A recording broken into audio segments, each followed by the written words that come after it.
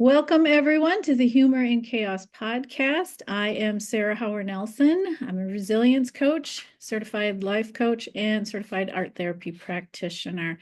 And today we are featuring special guest Erin Summ. Welcome, Erin. Thank you so much. Let me tell you a little bit about Erin before she gets started. Erin is an international confidence transformation coach who supports women entrepreneurs and professionals to overcome their fears of being seen, criticized, unworthy, and not enough, change limiting beliefs into empowering beliefs, to be confident, bold, and stand in their power so they can actually create their vision of their life, business, and relationships. And I have watched Erin do this. I know she does this very well.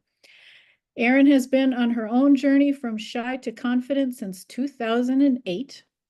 She used to be so fearful of being seen and heard in school, the thought alone of asking a question gave her major anxiety and she would chicken out. I was kind of like that too. But her vision was always bigger than her fears. Erin is the creator of the Bold, Confident You Unleashed card deck and journal, author of Stand Up and Shine, 60-Day Confidence Discovery Journal, and co-author of Catch Your Star.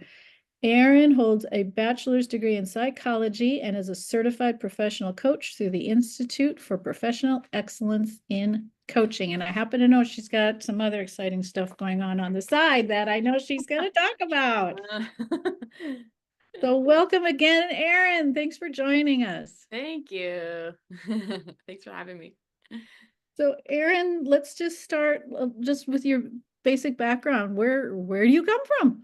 Yeah. So I live in Woodland, California, and it's a medium-sized town now, but when I was growing up, there was about 40,000 people in town. And I am a fourth generation in this town. It's on my dad's side. So I grew up on the ranch, with the family ranch that was, it's been in the family 100 and I don't know, 20 plus 30 or something years. I don't even know anymore. Wow, that's great. Yeah. So, I come from, my grandfather was a rice farmer and things like that. And my dad was a music teacher from out of the home. So I grew up with a musical background and things, but my parents divorced when I was about 5. And so that kind of started my journey, I guess, of where I am today. um, it's Yeah, yeah. he was an emotionally unavailable person and emotionally needy, I guess you would say. So one of Mhm. my first memories is him sitting down with me on the floor, like he was crying and he was telling me that my mom was leaving basically and that they were getting a divorce. And so that started me on my emotional support, let me fix you. Oh, you're broken, let me fix you journey. Yeah, I don't think any of us get into this without there being something in our background of, Right. oh, yeah. Yeah. Yeah. So that was kind of like my first experience, I guess, of oh, let me fix it, let me make it better. And so that kind of started me on my journey that way. And I've always been that person, that wanting to help other people. And that's how I became a coach too, and got a psychology degree. My whole life I've wanted to help other people, do things to help. And so like you said in my bio, I was always really shy though. So it was kind of a struggle to help people when I was shy and didn't want to talk to people. So I had a lot of struggles with that throughout the years. Um, but as I like to say, my vision was always bigger than my fears. So I kept trying to overcome those fears, get outside my comfort zone, do the things that scared me, but I also wanted to make a difference. Um, so got that psychology degree, overcame more fears. In 2008, when my story really gets going, is when I had gone to a few network marketing parties at the time. And the woman, she always asked me, do I want to join her team? And I said, absolutely freaking not. Like, I don't speak in front of people. Like, I'm too shy. I hate speaking in crowds or in front of people. And um, one day something just kind of shifted. Like I was working in a group home with foster kids at the time, and that made me barely any money. I was like paycheck to paycheck. And so, as she kept talking about how that you could make extra money and different things, I thought maybe I should do this. Maybe I should get outside my comfort zone, make some extra money. That sounds great. So I decided to take the leap. And the biggest part of this leap was that it wasn't just like Tupperware or Mary Kay or something like that, but it was actually passion parties. So I went from so shy, not wanting to talk in front of people, to hello, let me sell you some lotions, potions, things that go buzz in the night. I mean, you took like a big leap. That's a leap. That's Massive leap. Yeah, yeah. everybody who knew me was like, hold on, wait, what? You're doing what? Yes, you. um, but I did that for 5 years and I built a team. I became executive director, which is like the highest paid rank that you could do. And I was, consistently number one or two on our team in terms of sales. And I loved helping the other women also be more confident and growing their business and all that. And that's when I met my very first life coach. So one of my leaders was a life coach, and I knew about coaching at the time already, and I loved the idea, but it wasn't until I met her that it was like, oh, you mean I can change my thoughts? I can be different, not change who I am, but like peel back more of the layers that were hiding who I was, right? Mhm. Mhm. Um, so I really fell in love with it. And then I decided to become a coach. And here I am 13-ish years later, something like that. So yeah. And it's constantly evolving, right? I am constantly evolving with there's never I have arrived and I'm never going to change. Right. There's Right. always more growth to be done. So me being a life coach, and I don't have a psychology degree, I have an anthropology degree. Oh wow. So specifically archaeology. So I came out of college studying dead people. So I did not know that. yes. Yes, I did. So I was so shy and so uncomfortable talking to people, but I wanted to deal with dead people, not live people. That's honest to God. And my specialty in archaeology was stone tools. So these people were long dead. They weren't even using iron. Wow. Yeah. But once I um transitioned over to becoming a life coach, which was a long transition for me as well. I'm finding a lot of people are not comfortable with the relationship between psychology and life coaching. Now, here you are, you have a psychology degree and you're a life coach. Do you have any conflict for marrying the two together, or is it actually just really smooth? I I think it's pretty smooth. I mean, I like to use some of the things that I've learned about psychology and Mm, adding on things like trauma, and helping because most of the time, I would say the vast majority of the time, when I'm working with my clients, things come up about trauma and right. usually it's childhood trauma. Um, and so I'm able to work with them around that. I'm able to understand certain things that I learned while I was getting my psychology degree to help them. So I think it marries pretty well. Yeah, that's good. I actually do too, with not so much the archaeology stuff because those people are dead, but but the anthropology. Yeah. Uh, I do as well, but I run into people all the time who are like, well, what's the difference between being a psychologist and being a life coach and being a therapist and being a counselor? And it's like, well, there are similarities, but there are vast differences actually. But they really do, I think, can really work well together, especially since I started the art therapy. So yeah, no, great. I wanted to ask you that question once I saw that you had a psychology degree because I'm trying to get I try to get into meetings with this business group that they have here in Boise. And yeah, I'm finding that the psychologists are like, life coach, all you life coaches, go away. Go away. Oh, really? Yes. Yes. And I'm like, but you guys, you have no idea we can actually be so Because when I went through my divorce, I had both. I had a therapist, a psychologist, and I had a marriage slash divorce coach. Yeah. And I found that they complemented each other wonderfully. Yeah. So anyway, that's what I wanted to ask you about that. But I agree with you. I currently have a therapist and a coach too. So, you know, and they do work well together, I think, you know. Yes. I'm not understanding this. Yeah, and the therapist, we do different things. So like the coach, I do a lot more talking with her and just like talking through things like that. And it's not that I don't talk with my therapist, I do, but we talk more about like we do parts work, internal family system stuff, So it's like we're doing the work, same work, but different ways, if that makes sense. Totally makes sense. To me, it totally makes sense. I also looked at it from the point of view when I had a different legal challenge in my life when we were going through the criminal courts when the crime happened to us. And then somebody attempted to take us back into court and sue for a different reason. And I was like, well, this is not going to happen.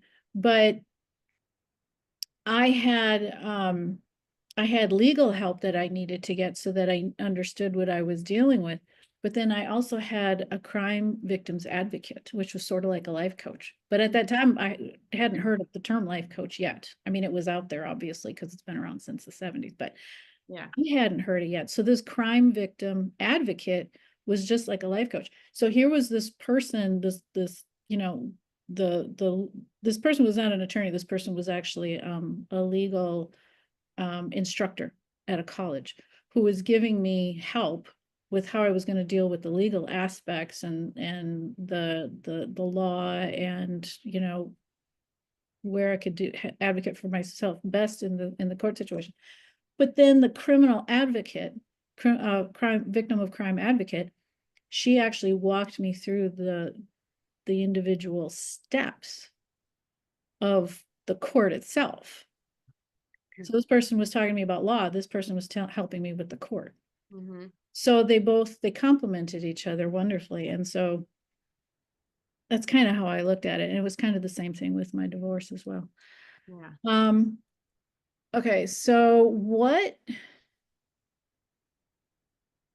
you were going through all that. I mean, divorce at the age of 5, that's to have your dad tell you that had to be extraordinarily traumatic. So you had to live with that. I mean, my kids were traumatized and they were adults with my divorce. So I cannot imagine what it was like at the age of 5. That Yeah. had to be a lot. And then, so 2008 is when you made this. So from 5 years old, and then 2008 as an adult, you made this tremendous leap, as you said, into this career that was not a toe dip into the water. This is a plunge. I mean,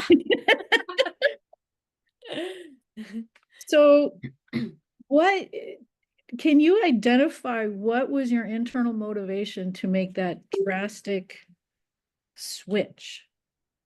What I mean, that's drastic. Mine was gradual. Mine was bit by bit, piece by piece. That's plume. Yeah. Was it really a plume or was there a step by step or what was it that made you do the plunge? It's hard for me to remember exactly, but I think I was struggling financially and I wanted something different.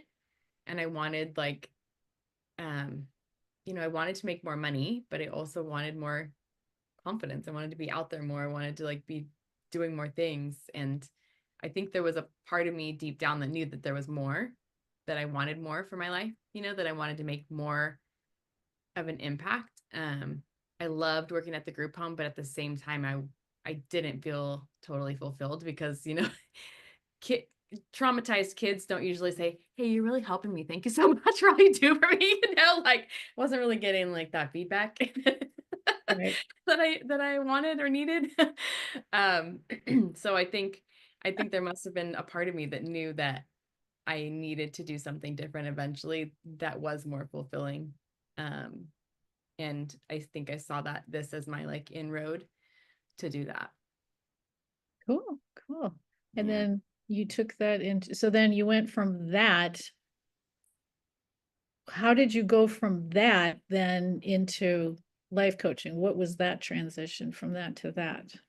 Yeah, so I found the coaching school and started coaching, or started going to school at the same time that I was still doing the parties. So I kind of did both of those at the same time for a couple years at least. Which that was a weird marriage. Wait, you're a life coach, but you sell vibrators? Like weird. Well, we want you to enjoy your life. Yeah. So I did get some weird questions about that one for sure, like some eyebrow raises. But I did that for a couple years at the same time while I was kind of building and figuring out what I was doing and stuff. Um, so that was, yeah, definitely like a weirder transition, I think. Um, but I just kept moving forward and doing that, and then I started doing the weddings. So I also do wedding officiating, as you know. And Yes. so I started the coaching business and the wedding business at the same time. So if you want to do something really crazy, start two businesses all at the same time while having a third business also. It's already established. um I yeah, don't know how you keep that all I up. don't know how I did it either. Let's be honest. Um, but that's what I did. So I did all three things at the same time, and yeah, I made it happen, I guess. Let me back you up there for just a second, because you said about the eyebrow raising.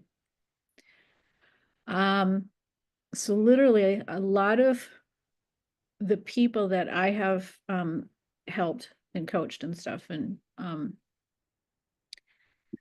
they're going most of these people have been going through divorce, and they deal a lot with um quote unquote eyebrow raising or criticism or judgment, Mhm. that kind of thing, when they're going through divorce. So how did you handle that? Because I mean, I'm all for what you did. If you've ever read my novels,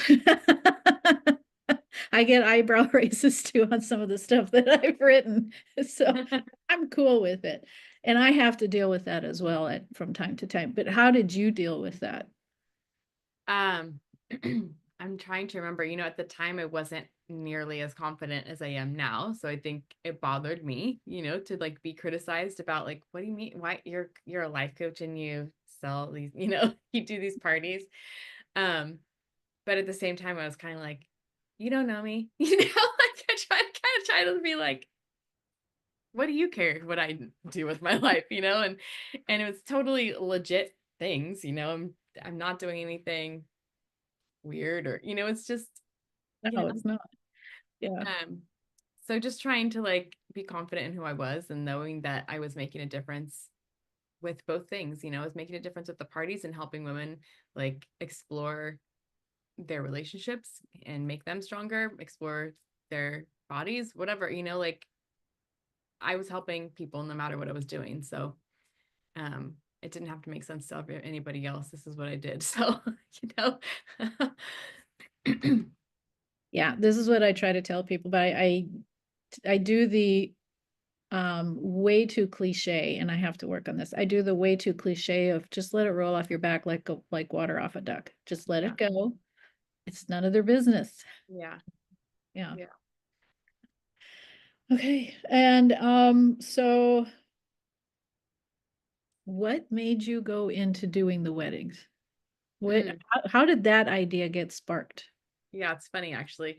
So, my friend, the woman who got me into doing passion parties, the Oh, same one that person. asked, the one that asked me 5 times if I want to join her team, and I said absolutely fucking not. Like she always had her hands in a lot of things. So she did pure romance parties or passion parties or whatever you want to call them for many, many years, like 25 years or something. And she was also doing officiating weddings, which I didn't even know for the longest time. And at some point, I think 2012 or something, she was talking about how she had so many weddings. She was doing like 80 weddings a year. Ooh. Yeah. So and she's in Sonoma County. So, wine country and everything. There's like wedding city. Mhm. So she was turning away brides all the time because she just couldn't fit them in her schedule. She just didn't have the time, right? I mean, 80 weddings, that's a lot. So she was just talking one day about how wished she had not really a team, but like people she could refer to, and then they would give her like a small percentage back if they booked the wedding through her. And so I was like, that sounds kind of fun. I might be able to do that. I've been public Yes. speaking now, doing the parties for a few years, and um things like that. And so I decided to get, not certified, but what's it called? Ordained.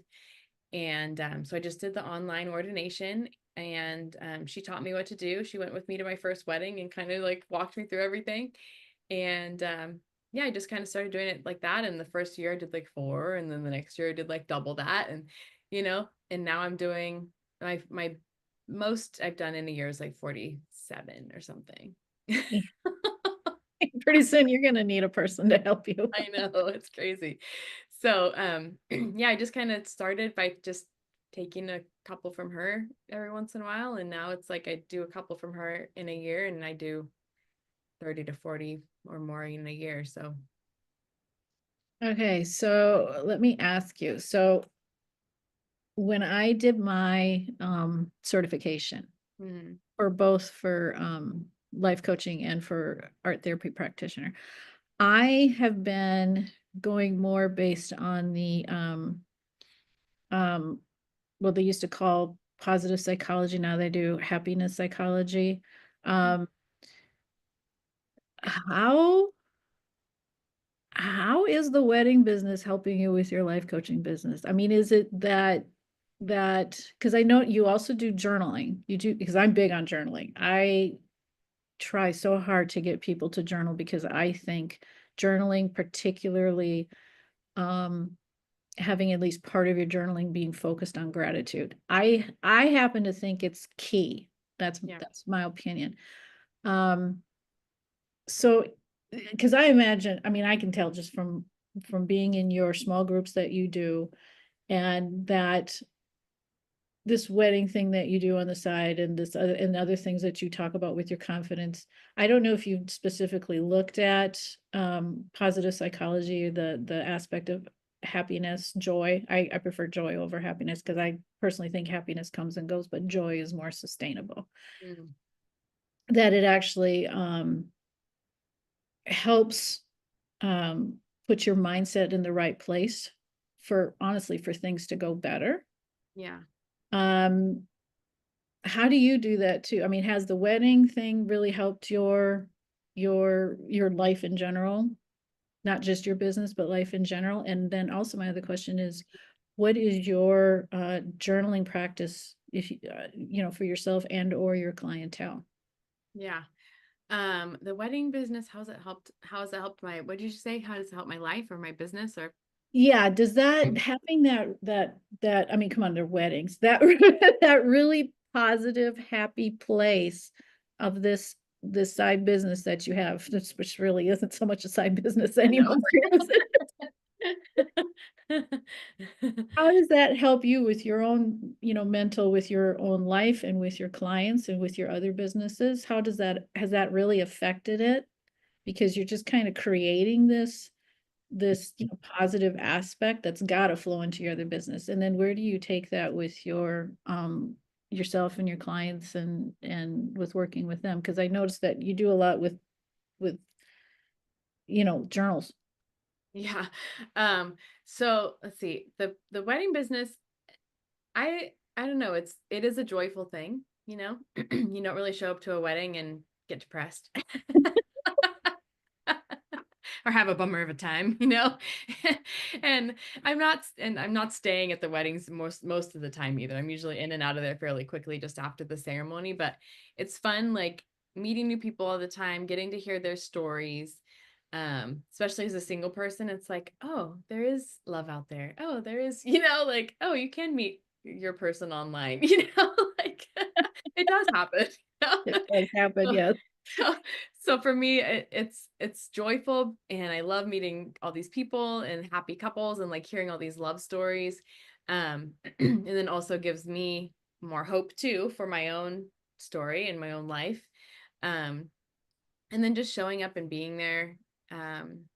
It's joyful too. It's fun. It brings a lot of like joy and happiness and things like that to my day. And it's fun getting to do the ceremony, like do the honors, like Mhm. making them husband and wife. So it's really, Well, yeah, because you're needed. You're necessary.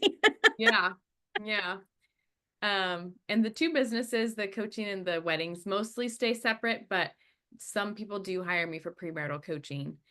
Um, and that's helped, I think, my confidence as well, because for a long time, like I've been perpetually single for many, many, many, many years. So for a long time, I had a limiting belief that I couldn't coach couples for marriage because I'm not married and I haven't had a long-term relationship for a very long time, right? So like I had this belief that I didn't know who am I to talk about that, or who am I to help them with communication or whatever. But I've done a lot of work around communication, and I've done a lot of relationship workshops even though I'm single, so I've like doing these things to help me prepare for my own eventual, hopefully, love of my life relationship, even though I've been single. So I do have a lot of skills and I do have a lot of knowledge and things I can teach them and help them with. So, the coaching, learning more in the coaching field has helped me too, to be able to coach these couples that do hire me to help them with their relationship. And I had one couple, they'd been together 12 years and we only did a few sessions together, and they were like, whoa, we learned so much about each other. We thought we knew everything. We had been together 12 years, and just those few sessions helped them so much in being able to communicate with each other and learning about each other and opening up more and different things like that. So, yeah, my coaching skills come in handy with that too sometimes. Yeah. Okay. What about what is this unleashed card deck and journal? I don't bold confident you unleashed card deck. What is that? Because I don't Yeah. recall you talking about this in any of the sessions I sat in with your group. Did you? No, I don't know. Maybe. I don't remember. So this is it. And there's, you see on the back on my canvases on the wall, or my card deck. So it's the bold, it's always backwards, bold, confident, you unleashed card deck. Uh-huh. So, it comes with this little pamphlet that teaches you how to use the deck and why I use, the deck is all butterflies, trees, and flowers. Um, so it stands for, the trees are deep roots of confidence, the butterflies are transformation, and the flowers are like blossoming into your true self and things like that. So some of the pictures I took, some of them I got online from the free whatever sites, but the whole deck is all about teaching them how to be more confident and bold, courageous, things like that. So each card has like a little mini lesson on it. Like this one has a lesson, and then there's questions for journaling. So There you go. Okay. this one will like ask them to write empowering I am statements, and it teaches them like what's a negative I am statement versus what's an empowering one, things like that. So um, it it teaches them how to be more confident, how to let go of limiting beliefs, fears, all that kind of stuff. So there's a lot of like transformational stuff in there. And then there's also cards that have like this one just has an affirmation on the back. So this one just has, just repeat that one. So you might pull a card a day, and some days you might just have an affirmation to repeat to yourself throughout the days. Other ones, it has a journaling exercise. Those are cool. I Thanks. like that. Thanks. Those And it are comes with the really- journal too. You can get just the card deck or the journal if you wanted to. So Oh, I like that a lot. I do. I think those are, I mean, you talk about guided journaling with um without it being mundane. That's what I really like about it. thanks. Amazing. Very Thank, creative, thank you. very I'm sure very effective. Yeah. Thank you. Yeah. I love them. I'm proud of them. I You know other should people do be. too. I've had people buy decks for other people, or they like buy decks as gifts, in terms of like they'll give out one card to someone. Mhm. And then they'll like put it in a card for someone, just one card or whatever, and just gives a little trinket of, of confidence. Oh, I like that a lot. Yeah. Excellent. Okay, Yeah. well, how can people find you? I'm the only Erin Summ on the planet, so I'm very easy to find. Are you really? Do you have any idea how many Sarah Nelsons there? There's even a few Sarah Howard Nelsons. It's crazy. Wow. Yeah, That is crazy. it's ridiculous. Okay, keep going. How do people find you? Yeah. So you can easily find me on, social media platforms. I am, Erin Summ on Facebook, or you can come to my Confident Woman community with Erin Summ on Facebook. Um, that's a great community where, I shared confidence building tips and different things like that. My website, erinsumm.com. Erin Summ Confidence Coach on Instagram, I have a YouTube as well. So yeah, I'm a lot of places. Excellent. Excellent. All right.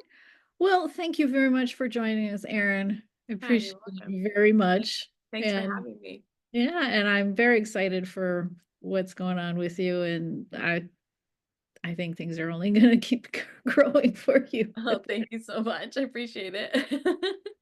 And thank you everybody for joining us. This is Sarah Howard Nelson, the Humor and Chaos podcast featuring the confidence life coach Erin Summ.